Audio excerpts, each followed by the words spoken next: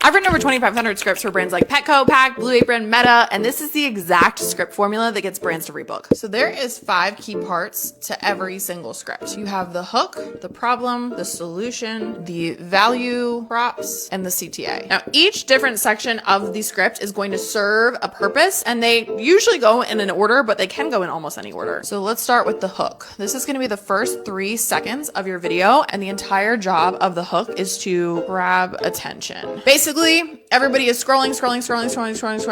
You want to be able to stop their scroll, get their attention, and really make them realize within the first 3 seconds, so this is not a lot of time, that what you're saying is relevant to them and that they should watch. When planning a UGC video, I spend about 80% of my time planning the hook because it is the most important part of the video. Then you have the problem. The problem is exactly what the viewer is experiencing or thinking in the viewer's voice. So let's say if I'm selling a microphone, who's the ideal audience? Probably content creators. And what are they struggling with? Bad audio, cracking, popping, echoing. Okay, so you can see the problem and how it is served in the viewer's voice. Not how the brand would talk about it, but how would the consumer or the viewer talk about their problem. Once you have told them the problem, then you can introduce the solution. Now, the key to this is to really set up the problem so that the solution, being your actual product, makes sense. The fact that you have introduced your product should almost be the most seamless process here, because it's like, I have been experiencing this problem, or you're experiencing this problem,